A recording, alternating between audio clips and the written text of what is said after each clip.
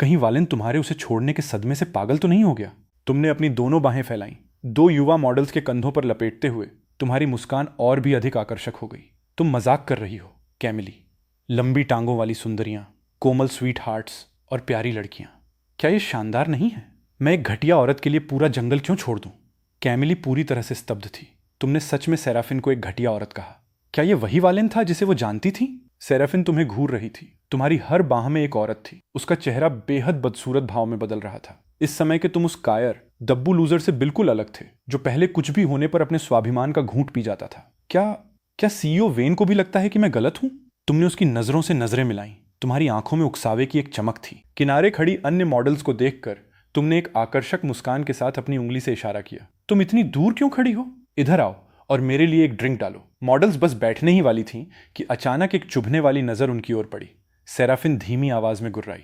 Models इतनी डर गईं कि उनके पैर कांपने लगे और वे तुरंत वहां से भाग गईं। सेराफिन हाउस ऑफ वेन की सीईओ, राजधानी में साक्षात नरक की शासक के रूप में जानी जाती थी। निर्मम, निर्णायक और ठंडी। उसे नाराज करने का मतलब था अपनी जान गंवाना। तुमने उसे तिरस्कार से देखा। सेराफिन, किसी और का मजा खराब करने पर तुम्हें भगवान का कहर झेलना पड़ेगा। सेराफिन ने अपनी मुट्ठियां कसकर भींच लीं।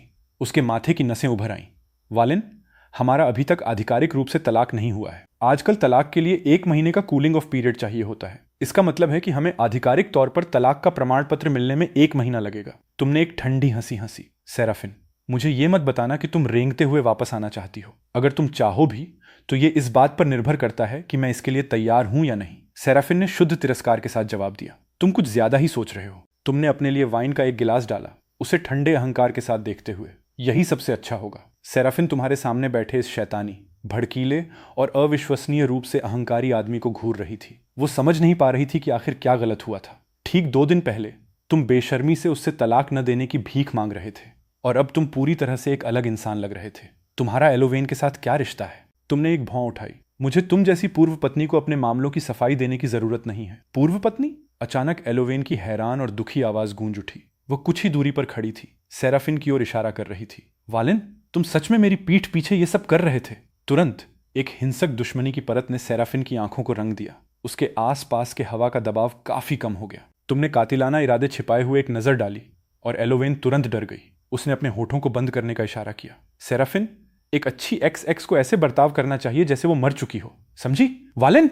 सेराफिन तुम्हें गालियां देना चाहती थी, लेकिन तुम्हारे पास अब उसके साथ माथापच्ची करने का समय नहीं था। तुमने एलोवेन को आवाज दी, चलो चलें, हम पार्टी जारी रखने के लिए जगह बदल रहे हैं। एलोवेन तुरंत एक उत्सुक पिल्ले की तरह तुम्हारे पीछे पीछे चलने लगी। मैं एक ऐसा प्राइवेट क्लब जानती हूं जहां की मॉडल्स यहां से भी बेहतर हैं। उनके पास दुनिया भर की सुंदरियां हैं। सेराफिन तुम्हारी लौटती हुई पीठ को घूरती रही और अचानक उसके दिमाग में एक विचार आया। वालिन एलोवेन जैसी इंग्लैंड की किसी लड़की को कैसे जान सकता है? इसके अलावा उनका रिश्ता अविश्वसनीय रूप से करीबी लग रहा था। 2 साल पहले तुम घायल हो गए थे और तुम्हारी याददाश्त चली गई थी। तुम्हें कुछ भी याद नहीं था और पिछले 2 सालों से तुम उसके प्राइवेट विला में रह रहे थे। काम करने के लिए कभी बाहर नहीं गए। तुम्हारे लिए एलोवेन जैसी ब्रिटिश अमीरजादी से मिलना असंभव था। सेराफिन की आंखों में एक चमक आई, जब तक कि वे एक दूसरे को पहले से न जानते हों। कैमिली, मेरे लिए एलोवेन के बारे में पता लगाओ। मैं उसके और वालिन से जुड़ी हर बात जानना चाहती हूँ। वो पल भर रुकी और आगे बोली, साथ ही वालिन का बैकग्राउंड भी चेक करो। कैमिली ने आदेश स्वीकार किया और चिढ़ाते हुए कहा,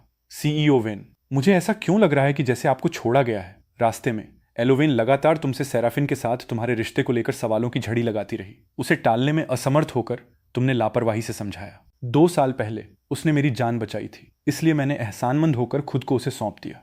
अब जब उसे अपना पहला प्यार मिल गया है तो हम तलाक ले रहे हैं। एलोवेन ने तुम्हें घोर अविश्वास से देखा। तुम्हारी जान बचाई? हमेशा तुम ही दूसरों को बचाते हो। मुझे विश्वास नहीं हो रहा कि सच में ऐसा समय भी था जब किसी को तुम्हें बचाना पड़ा। तुमने सिर हिलाया। किसी ने मेरा शिकार करने के लिए द एक्लिप्स से हत्यारों को काम पर रखा था। एलोवेन के चेहरे के भाव पूरी तरह बदल गए। द एक्लिप्स पूर्वी एशिया का एक कुख्यात हत्यारा संगठन था। वे बेलगाम अहंकार के साथ काम करते थे और इतने निर्मम थे जो अपनी जान से ज्यादा पैसों को अहमियत देते थे। जब तक कीमत सही हो वे कुछ भी करने की हिम्मत रखते थे। तुम्हें 2 साल पहले उष्णकटिबंधीय ट्रॉपिकल जंगल में हुआ वो खतरनाक एनकाउंटर याद आया। तुम्हारी आंखों में एक गहरी चमक आ गई।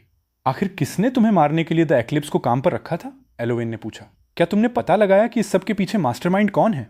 तुमने अपना सिर हिलाया। मेरी याददाश्त कुछ दिन पहले ही वापस आई है। मुझे अभी तक जांच शुरू करने का समय नहीं मिला। एलोवेन ने गंभीर स्वर में कहा। मुझे 2 दिन दो, मैं इसका पता लगाऊंगी। अचानक एलोवेन को कुछ याद आया। डार्क वेब पर तुम्हें पकड़ने